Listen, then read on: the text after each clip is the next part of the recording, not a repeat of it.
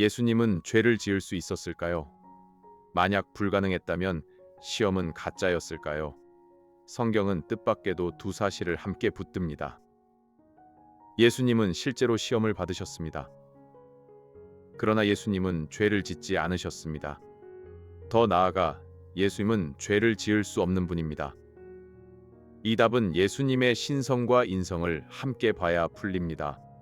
오늘은 어려운 말을 생활 언어로 풀어보겠습니다. 먼저 예수님의 시험은 실제였습니다. 복음서는 이 장면을 꾸며낸 이야기처럼 말하지 않습니다. 마태복음 4장 1절은 이렇게 말합니다. 예수께서 성령에게 이끌려 마귀에게 시험을 받으러 광야로 가사.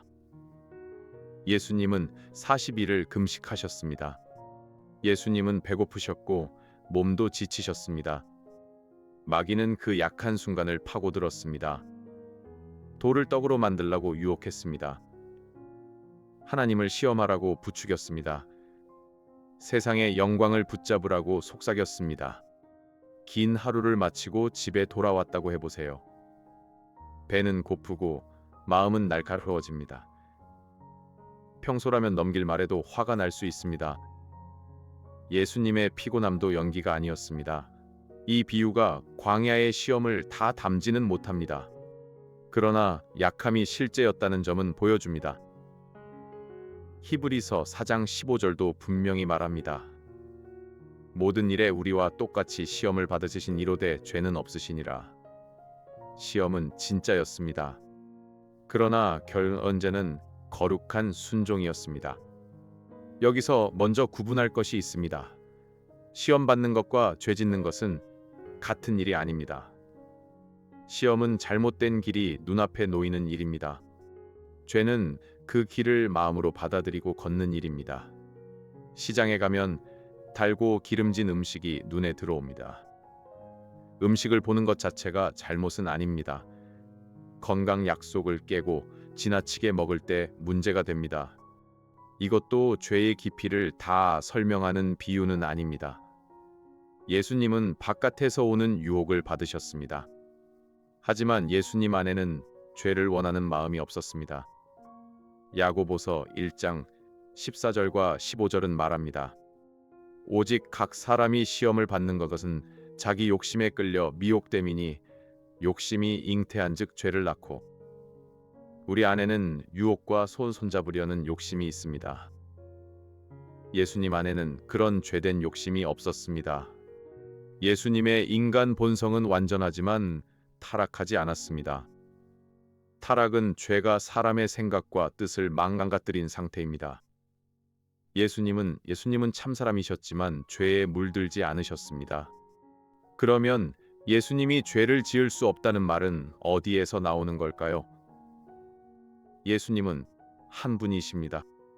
그 한 분 안에 완전한 신성과 인성이 있습니다.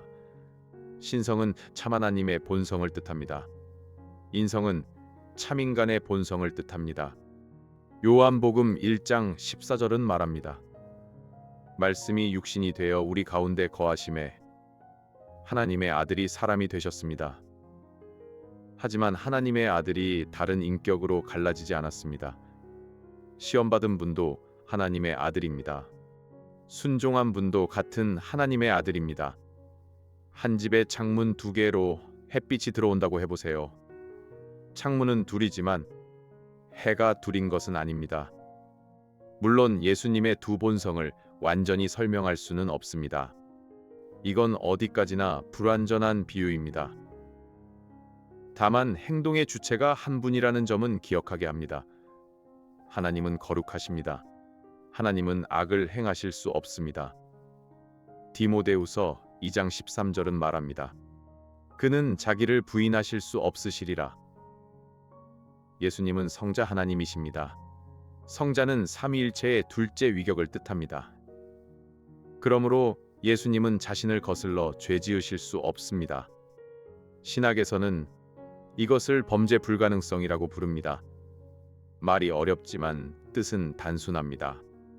예수님은 죄를 짓지 않으셨을 뿐 아니라 죄를 지으실 수 없는 거룩한 분이라는 뜻입니다. 가장 큰 반론은 이것입니다. 죄를 지을 수 없었다면 선택도 없었던 것 아닌가? 그렇다면 시험은 연극 아닌가? 하지만 시험의 진실성은 실패 가능성으로만 정해지지 않습니다. 시험이 주는 고통과 압박이 실제라면 시험도 실제입니다. 튼튼한 다리가 거센 태풍을 견딘다고 해보세요. 다리가 무너지지 않았다고 태풍이 가짜는 아닙니다. 오히려 끝까지 버틴 일이 다리의 강함을 드러냅니다. 이 비유도 예수님의 순종과 완전히 같지는 않습니다. 예수님은 유혹의 압박을 끝까지 받으셨습니다. 우리는 종종 유혹이 시작되자마자 포기합니다. 예수님은 가장 거센 지점까지 버티셨습니다. 정해진 다이어트를 하루 만에 포기한 사람보다 끝까지 식탁 앞에서 절제한 사람이 유혹의 무게를 더 오래 경험합니다. 예수님은 죄에 굴복하지 않고 끝까지 견디셨습니다. 히브리서 5장 8절은 이렇게 말합니다. 그가 아들이시면서도 받으신 고난으로 순종함을 배워서. 여기서 배웠다는 말은 예수님이 전에는 불순종했다는 뜻이 아닙니다. 예수님은 실제 삶 속에서 순종을 끝까지 행하셨습니다. 예수님은 아는 순종을 겪는 순종으로 완성하셨습니다. 성경은 예수님을 마지막 아담으로 보여줍니다. 첫 아담은 풍성한 동산에서 시험을 받았습니다. 첫 아담은 먹을 것이 많았지만 불순종했습니다. 예수님은 메마른 광야에서 시험을 받으셨습니다. 예수님은 굶주렸지만 말씀에 순종하셨습니다. 로마서 5장 19절은 말합니다. 한 사람이 순종하지 아니함으로 많은 사람이 죄인 된 것 같이 한 사람이 순종하심으로 많은 사람이 의인이 되리라. 대표 선수가 결승에서 뛴다고 생각해 보세요. 그 선수의 결과가 팀 전체의 결과가 됩니다. 우리의 구원을 경기로 줄일 수는 없습니다. 그러나 대표의 순종이 백성에게 미친다는 점은 비슷합니다. 첫 아담은 실패한 대표였습니다. 예수님은 끝까지 순종한 새 대표입니다. 예수님의 순종은 우리 구원의 한 부분입니다. 예수님은 십자가에서 죄값만 치르지 않으셨습니다. 예수님은 평생 하나님의 뜻에 온전히 순종하셨습니다. 그 완전한 믿는 사람에게 주어집니다. 의는 하나님 앞에서 바르다고 인정받는 상태입니다. 우리는 자신의 성적표로 하나님 앞에 서지 않습니다. 예수님의 완전한 성적표를 선물로 받습니다. 또 다른 반론도 있습니다. 죄를 지을 수 없었다면 예수님이 우리의 유혹을 어떻게 이해하실까? 예수님은 죄를 경험하지 않으셨습니다.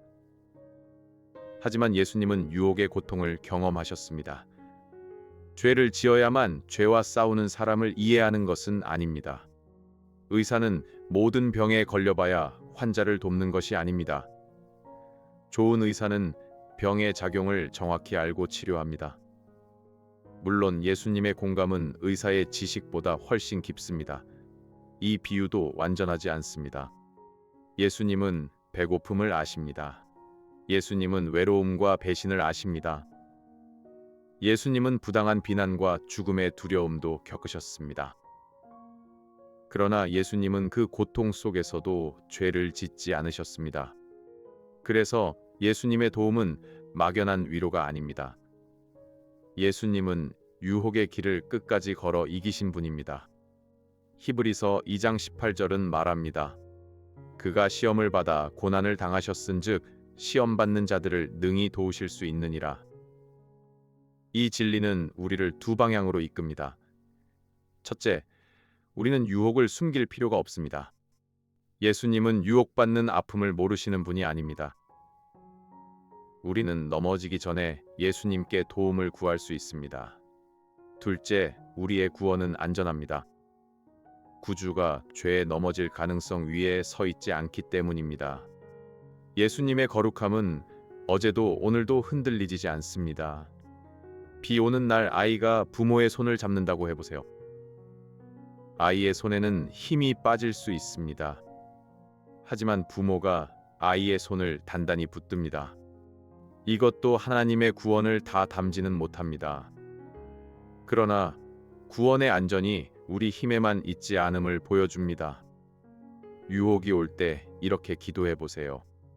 주님, 이 싸움을 아시는 주님이 저를 도와주십시오. 제 결심보다 주님의 순종을 의지하게 해주십시오.